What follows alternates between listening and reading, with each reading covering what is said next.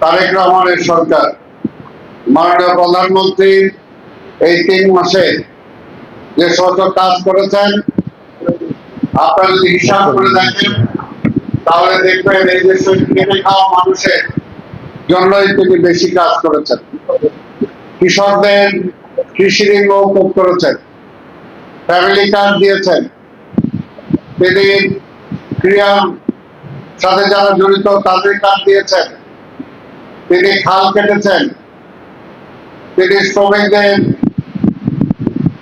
ন্যায্য পাওনা সেগুলোর ব্যাপারে কথা বলেছেন, ঢাকা শহরে হকারদের পুনর্বাসনের কথা বলেছেন। অর্থাৎ প্রতিটি কাজ তিনি করেছেন সাধারণ খেটে খাওয়া মানুষের পক্ষে। আর এই 3 মাস অতিক্রম না হতেই বিরোধী দলে যারা আছেন তারা কিভাবে সরকার যাতে কাজটা করতে পারে, সরকার যাতে স্থিতিশীল না হয়, দেশের অর্থনীতির ভিত যাতে সঠিকভাবে না দাঁড়াতে পারে, সেটার জন্য ষড়যন্ত্র করে চলছে।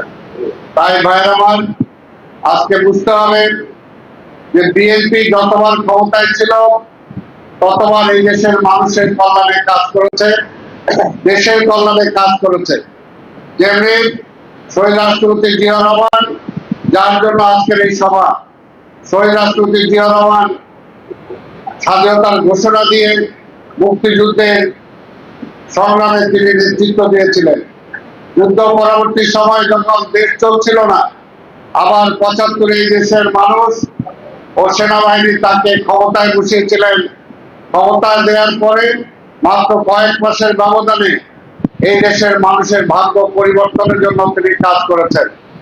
আবার পরবর্তী পর্যায়ে শহীদ রাষ্ট্রপতি জিয়াউর রহমানকে হত্যা করার পরে, তার শাহাদাতের পরে আবার দেশটা চলছিল না, সেই অবস্থায় শহীদ রাষ্ট্রপতি জিয়াউর রহমানের সহধর্মিণী বিএনপির চেয়ারপারসন বেগম খালেদা জিয়া আবার এই দেশের রাষ্ট্রের দায়িত্ব নিয়ে এই দেশকে একটা সামনের দিকে এগিয়ে নিয়ে গেছিলেন।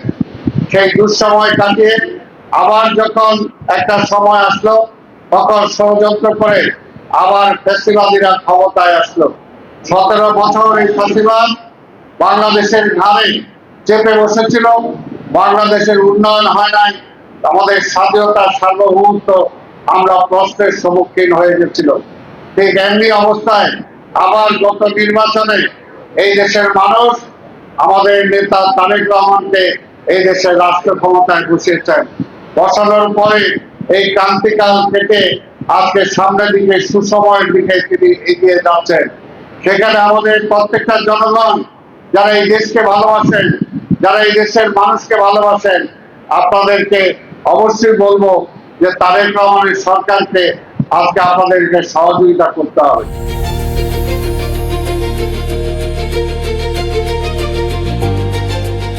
দিনাজপুর টিভি মানুষের জীবনের কথা বলে।